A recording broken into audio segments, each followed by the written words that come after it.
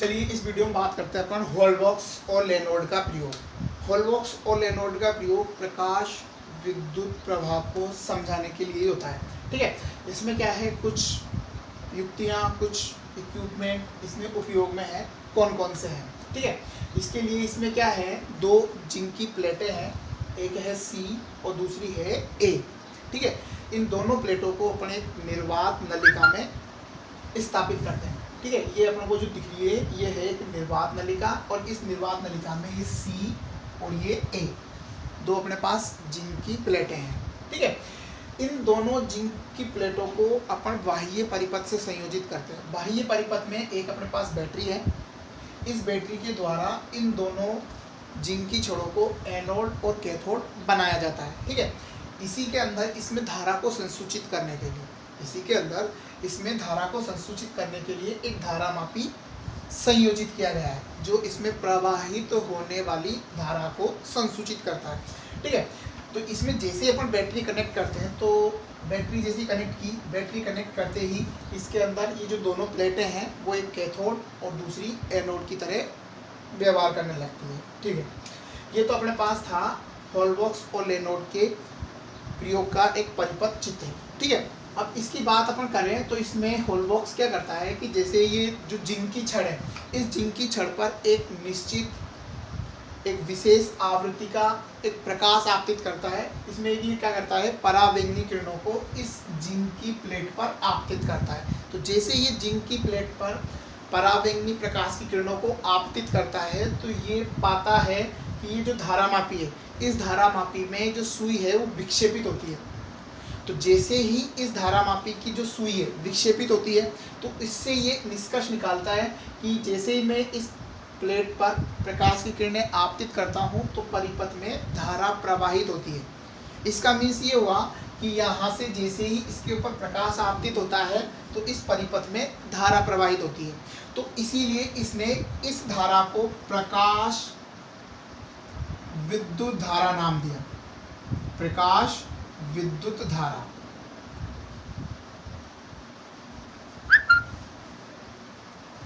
प्रकाश विद्युत धारा जो इस पर प्रकाश आपतित करने के कारण इस परिपथ में प्राप्त होती है। ठीक है, इसको समझने के लिए उसने ये परावैंगनी प्रकाश की किरणें जैसी जिंक की प्लेट पर आपतित होती है, तो प्रकाश विद्युत प्रभाव के कारण यहाँ से इलेक्ट्रॉन उत्सर्जित होता है, और ये इलेक्ट्रॉन इस एनोड की ओर गति करता है, क्योंकि एनोड पर धनायन है, और ये धनायन इन इलेक्ट्रॉनों को अपनी ओर आकर्षित करता है, और आकर्षित करके ये इस परिपथ को पूरा करता है, जिससे इस धारामापी से होकर धारा प्रवाहित होती है, जिसको प्रकाश विद्युत प्रभाव। और ये उत्सर्जित होने वाले जो इलेक्ट्रॉन हैं, इनको अपन बोलते हैं फोटो इलेक्ट्रॉन, जिनके कारण प्रकाश विद्युत धारा उत्पन्न होती है। तो प्रकाश विद्युत धारा उत्पन्न किसके कारण हुई? फोटो इलेक्ट्रॉनों के कारण। फोटो इलेक्ट्रॉन आते कहाँ से हैं कि जब भी किसी धात्विक प्लेट पर एक निश्चित या एक विशेष आवृत्ति का प्रकाश आपतित होता है, तो उससे इलेक्ट्रॉन उत्सर्जित होते हैं, जिसको अपन ने प्रकाश विद्युत प्रभाव कहा था।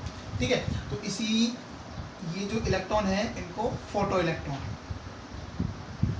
और इनके कारण प्रवाहित होने वाली धारा को अपन क्या बोलेंगे? प्रकाश विद्युत धारा। दोबारा देखते हैं कि जैसे इस प्लेट के ऊपर परावैंगनी प्रकाश की किरणें आपतित होती है, तो यहाँ से इलेक्ट्रॉन उत्सर्जित होते हैं। ये एनोड इन इलेक्ट्रॉनों को अपनी ओर आकर्षित करता है, जिसके कारण ये इलेक्ट्रॉन इस परिपथ में चक्कर लगाते हैं, और उसी के कारण प्रकाश विद्युत धारा उत्पन्न होती है। ठीक है, अब ये जो प्रकाश विद्युत धारा है वो किन किन कारकों पर निर्भर करती है, किन किन और भौतिक राशियों पर डिपेंड करती है, वो अपन देखते हैं। तो सबसे पहले अपन बात करते हैं यहाँ पे इस बैटरी के विभव के बारे में। ठीक है, अपन ने ये बैटरी इसमें संयोजित कर रखी है, तो यहाँ इस बैटरी के संयोजित करने से ये कैथोड और ये एनोड का कार्य करता है। ठीक है, तो सबसे पहले अपन बात करते हैं कि यदि इस बैटरी का वोल्टेज 0 हो, मीन्स बैटरी का वोल्टेज हो गया 0। ठीक है, तो जैसे ही इस बैटरी का अगर वोल्टेज 0 है, तो इस प्रकाश विद्युत धारा का क्या होता है?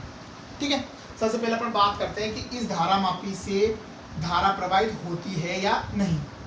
ये भी कब? जब इस बैटरी का वोल्टेज, इस बैटरी का विभव क्या हो? 0 हो। तो जैसे इस बैटरी का विभव शून्य है, यहाँ पर धनायन नहीं होता, ठीक है। मीन्स दूसरी भाषा में बात करें तो कैथोड और एनोड दोनों का विभव समान होगा, मीन्स दोनों के मध्य विभवांतर शून्य होगा, ठीक है।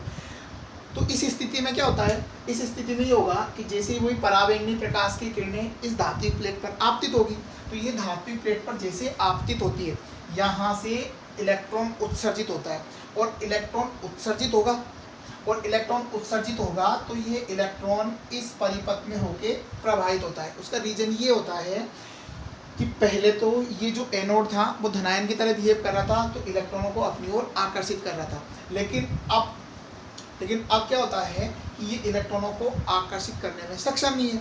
तो उस स्थिति में क्या होता है कि परावैंगनी प्रकाश की किरणों के कारण जो ये इलेक्ट्रॉन उत्पन्न होते हैं, इनके पास अपनी एक गतिज ऊर्जा होती है, और उस गतिज ऊर्जा के कारण ये इलेक्ट्रॉन इस एनोड तक पहुंच जाते हैं और एक परिपथ पूरा कर पाते हैं, और उस पूरे परिपथ के कारण इस धारामापी के अंदर धारा संसूचित होती है, जिसको अपन ये बोलते हैं प्रकाश विद्युत धारा। इसलिए अपन ये कह सकते हैं कि अगर बैटरी का विभवांतर शून्य है, बैटरी का वोल्टेज शून्य है, तब भी प्रकाश विद्युत धारा प्रवाहित होती है। इसका मीन्स ये है कि धारामापी से होकर धारा प्रवाहित होगी, चाहे बैटरी का वोल्टेज शून्य हो, ठीक है। अगर अपन इस बैटरी का वोल्टेज विभव में वृद्धि करें, इस बैटरी के विभवांतर में वृद्धि की जाए,